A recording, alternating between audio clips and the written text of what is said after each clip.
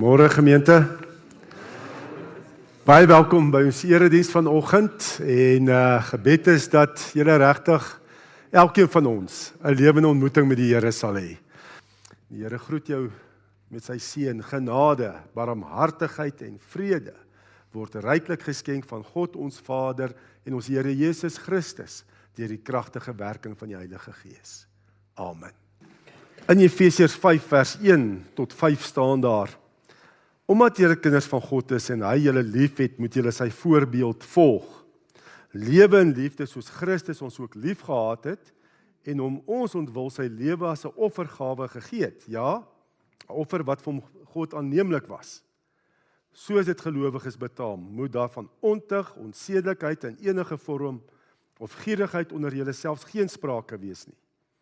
Grove, ligsinnige of vuil praatjies pas nie by julle nie. Nee, dank aan God pas by julle. Dit moet julle goed besef. Iemand wat ontug pleeg, onsedelik lewe of 'n gierige hart is, want gierigheid is afgoderry, het nie deel aan die koninkryk van Christus en van God nie. So baie duidelik sê hy, omdat ons God se kinders wie hy lief het, moet ons ook lief hê. En as jy lief het, dan sal jy nie hierdie ontug, grove, ligsinnige praatjies, vuil praatjies, sal nie daaraan deel hê nie. So God vra van ons liefde. Nee, dit is wat die kern van sy wet is natuurlik om hom bo alles lief te hê, my naaste soos myself. Ons lees Matteus 22 vers 34 tot 40. Matteus 22 vers 34 tot 40. En ons weet dit gaan hier oor die groot gebod. Matteus 22 vanaf vers 34 en ek lees uit die 83 vertaling. Vers 34. Toe die Fariseërs hoor dat Jesus die Sadduseërs die mond gesnoer het hulle bymekaar gekom en een van hulle, 'n wetgeleerde, het hom met 'n vraag probeer vastrek. Meneer, vra hy, wat is die grootste gebod in die wet? En Jesus antwoord hom, jy moet die Here jou God lief hê met jou hele hart en met jou hele siel en met jou hele verstand. Dit is die grootste en die eerste gebod. En die tweede wat hiermee gelyk staan is, jy moet jou naaste lief hê soos jouself. En hierdie twee gebooie is die hele wet en die profete saamgevat. Nou, ons het nou laas Sondag gekyk, die verskil tussen 'n kind, om 'n kind in 'n huis te wees en om 'n dienskneg in 'n huis te wees. Daar's 'n groot verskil. 'n Kind, het 'n plek in die ouer huis van rus en vrede, voorsiening, versorging. Alles wat dit is, behoort aan my, gaan ek erf, ek kan rustig wees, ek hoef nie gespanne te wees nie, daar's voorsiening. Maar dienskneg natuurlik, of 'n weeskind, het nie 'n plek van rus en voorsiening en van sekuriteit nie, want alles hang van myself af. Ek moet hard werk, niemand gaan na my omsien nie, alles moet ek self doen. Ek is nie beheer van my lewe nie, ek weet nie wat vorentoe gaan gebeur nie, die baas is in beheer van my lewe, en sulke dinge. So dit is 'n groot verskil van toestand van bestaan. En ons het nou gelees, net nou ook in Efesiërs 5 vers 1 tot 2, omdat julle kinders van God is, soveel keer in die Bybel word dit gesê, jy's 'n kind van God. Om die kinders van God is en hy julle lief het, moet julle sy voorbeeld volg. Kind, omdat ek in Christus is. Lewe in liefde soos Christus ons ook lief gehad het en om ons ontwil sy lewe as 'n offergawe gegee het. Ja, offer wat vir God aanneemlik is. So, ons is geskape as God se kinders, dit wat ons gelees het in Matteus 22, en ook in Efesiërs 5 vers 1 en 2, jy is geskape as God se kind, sodat sy vaderliefde deur jou kan vloei. Jy moet sy vaderliefde ontvang, omdat jy kind van God is, omdat ek jou lief het, sê God. Laat hy liefde van my deur jou vloei. Vloei na mense om jou. En ook natuurlik terug van God, dat jy God terug lief het, maar ook die mense om jou, sal lief hê.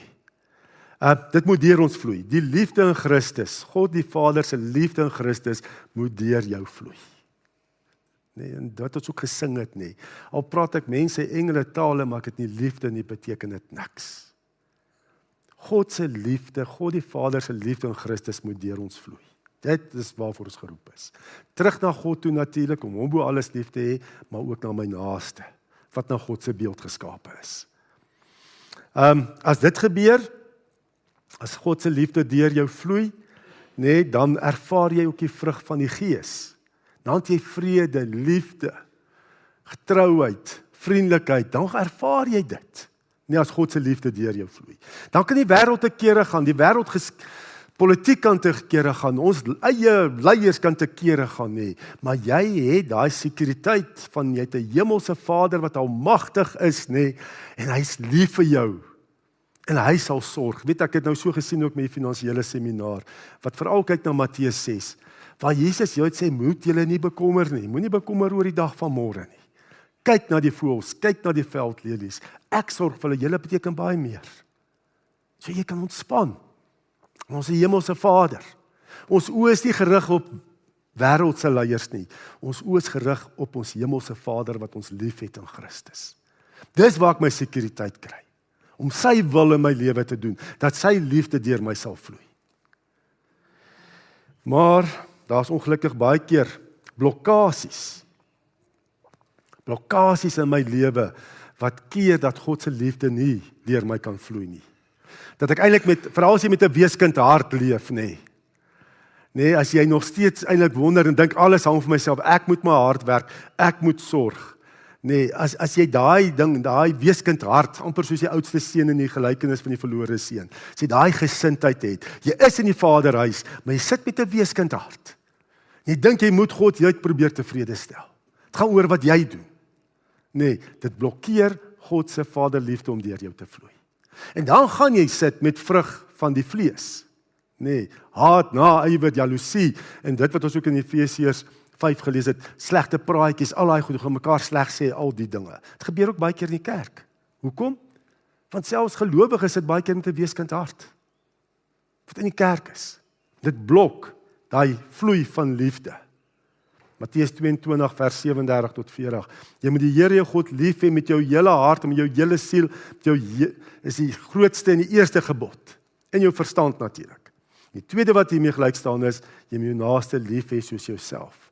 In hierdie twee gebooie is die hele wet en die profete saamgevat. So, wat staan hier ook? Dat God se liefde deur jou moet vloei. Jy moet natuurlik verstaan dat hy jou hemelse Vader jou liefhet. Jy moet nie met 'n weeskind hart sit nie. Maar wat nog dat sy liefde deur jou vloei. Jy moet ook jou naaste lief hê soos jouself. Dis wat daar staan. So jy moet ook selfliefde hê. As jy nie selfliefde het nie, dan blokkeer dit ook die Vader se vloei deur jou na jou naaste toe. Nee?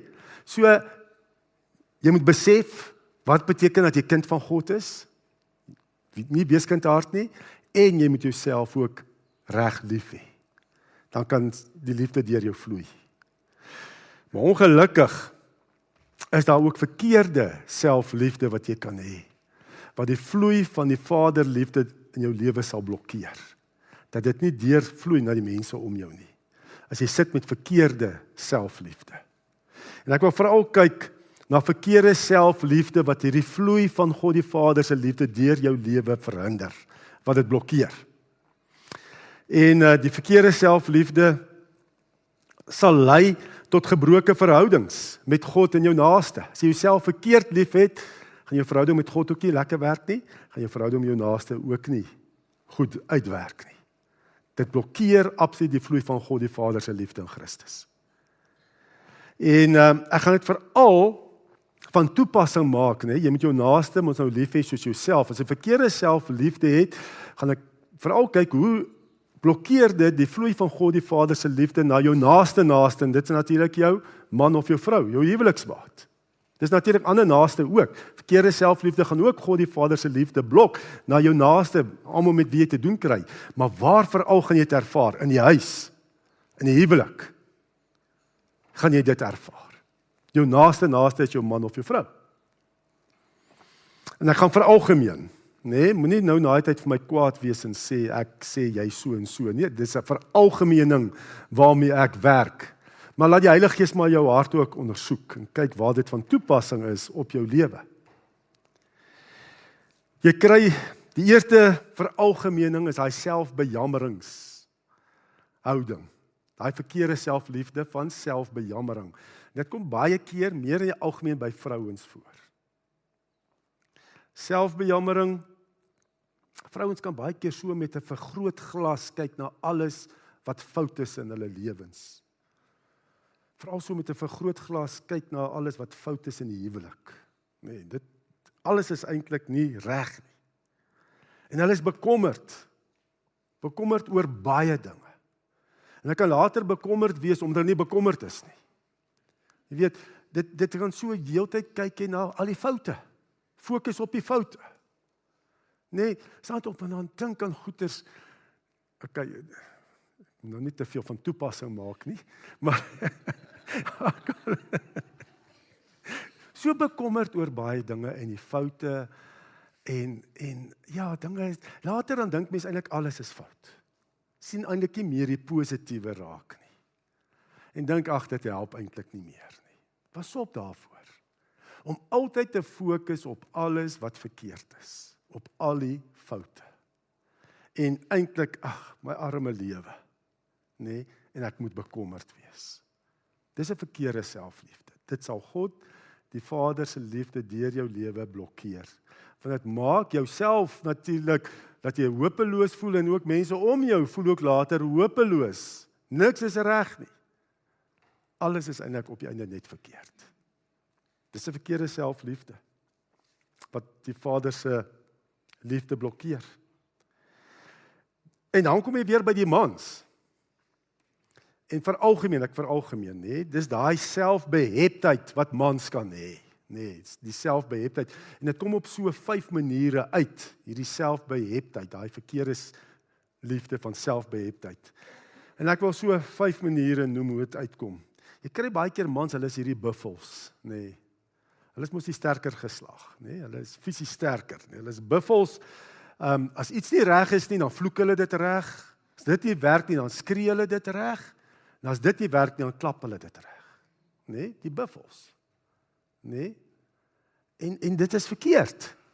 Nee, dit is nie, God se liefde gaan nie deur jou vloei nie. Daai selfbeheptheid nie. Ek sal dit regmaak en ek sal dit selfs regslaan. Dan kry jy ook natuurlik 'n ander manier hoe die selfbeheptheid uitkom is, daar's sulke babas. Nee, en die babas is almal moet om hulle draai. Hulle hele gesin, hulle vrou en hulle kinders se lewens moet net om hulle self draai. Nee, hulle is soos amper 'n baba. Jy weet mos 'n baba, alles draai om 'n baba. En alles moet net wees op die plek waar hy dit wil hê. Alles moet op die regte plek wees. Alles moet sy kos ook op die regte tyd.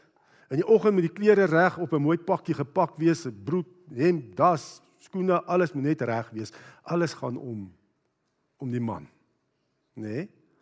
Maar ek moet vir jou sê, as jy met 'n kunstenaar getroud is, nee, dan is alles nie op hulle plek nie. Veral nie as jy sleutels in die yskas kry nie. So dan gaan nie sommer dit maak met 'n kunstenaar as jy 'n baba is nie. Maar ja, pas op dat jy dink alles moet om jou draai in die gesin. Nee, alles moet net reg staan vir jou. Op die regte tyd moet alles net reg wees. Verdere selfbeheptheid wat uitkom in missieshouding, nee, so asof die Here gesê het die vrou is in beheer, is die hoof van die huis. Man is passief. Hy laat al die besluite oor aan die vrou. Hy vat nie verantwoordelikheid eintlik vir die gesin nie. Nee, hy het nie veel skade vir sy vrou nie, maar hy het maar skade vir sy kinders, want hulle weet nie wat dit beteken dit wees om 'n pa te wees, om 'n man te wees nie. Nee, vat nie verantwoordelikheid nie. En dan kry jy ook natuurlik mans wat hierdie trofeejagters is. As hulle na die romanse met die vrou en hy's getroud en hy het haar, dan keer sy lewe weer terug amper soos dit was voordat hy haar ontmoet het. Amper soos hy 'n bachelor was. En hy gaan maar net aan, nee, en alles, hy doen net wat hy wil doen. Hy sorg mos vir sy vrou, hy gee genoeg geld, nee. Sy het klere, sy's versorg. Hy kan nou maar net aangaan. Hy dink dis waar alles stop, net om te voorsien in finansiële behoeftes.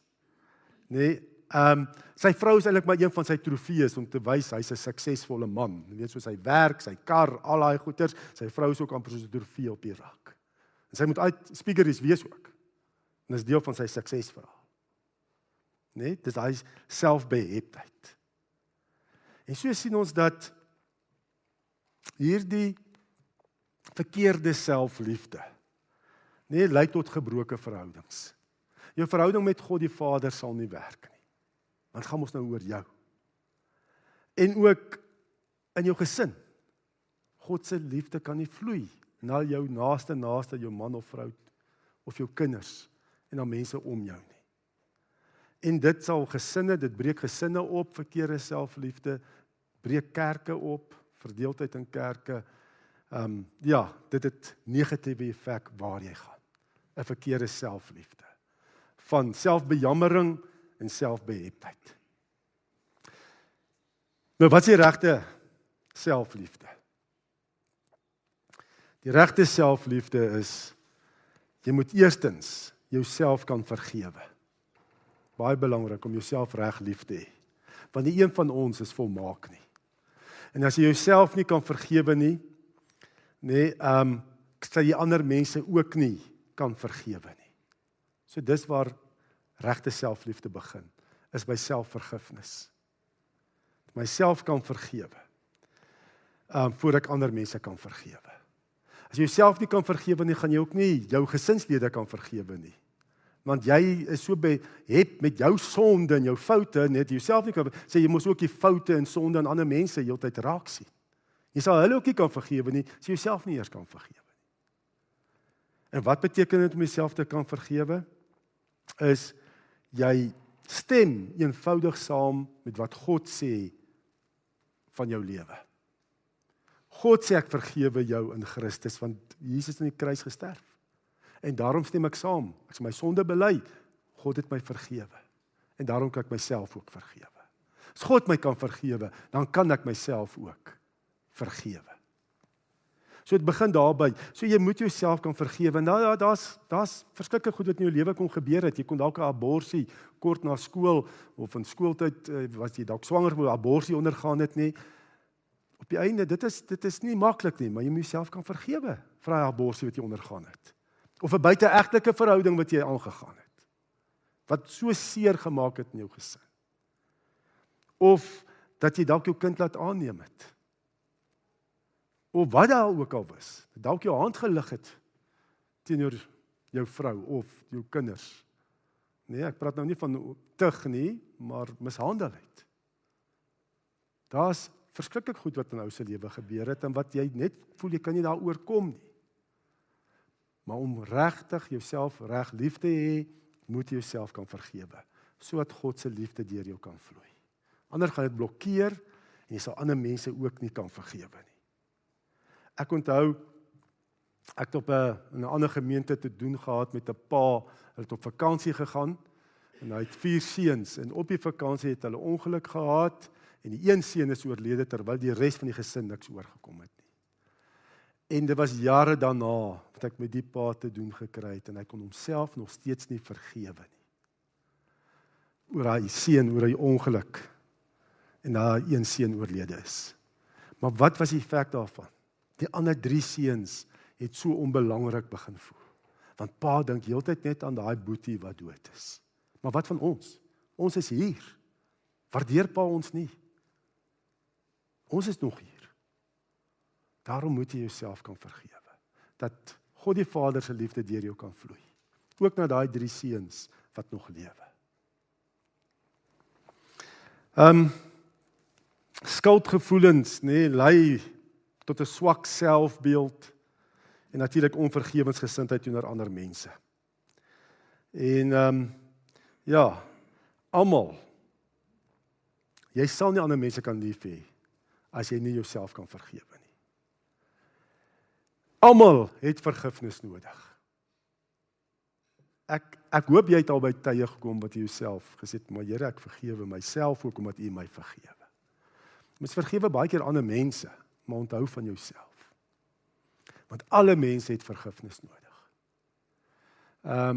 Ek dink dit is die behoefte, die grootste behoefte na die sondeval op aarde, dat jy iewers ter vergifnis kan ontvang.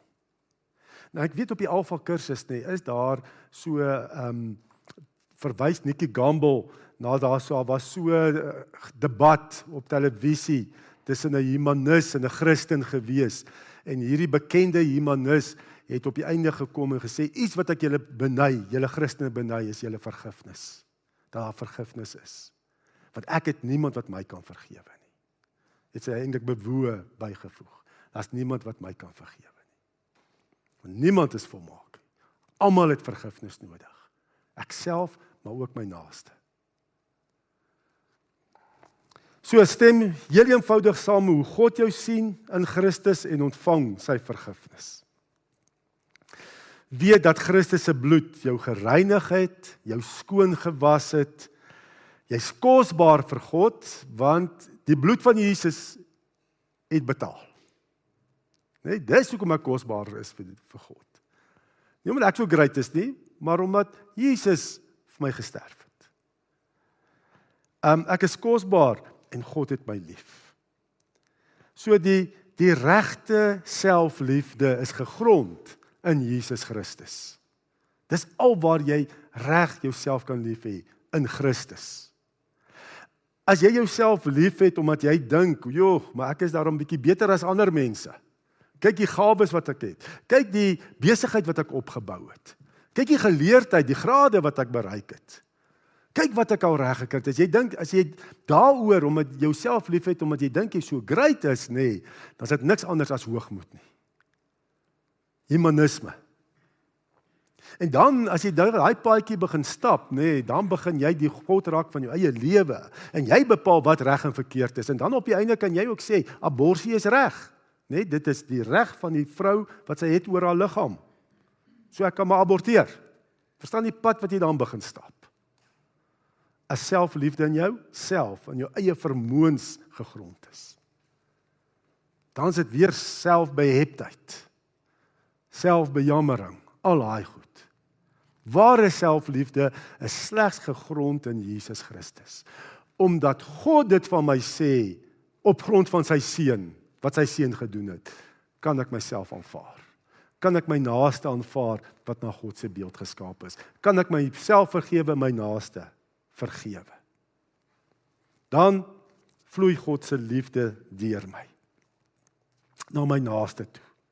Dan kan ek wees 'n kanaal van die Vader se liefde wat deur my vloei na my naaste, my gesin en ook ander mense weier. En dan gaan ek ook God se rus in. Nee, met daai regte selfliefde. Gaan ek in God se rus in. Sê Here, my lewe behoort aan U. Ek is gekoop. U het betaal. En as ek die eiendom is, U sal sorg. Ek hoef nie bekommerd te wees nie. Kom ons bid saam. Here, dankie.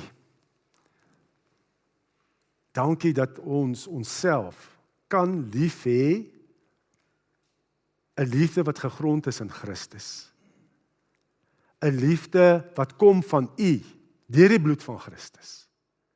En ons harte kan oopmaak om daai liefde te ontvang.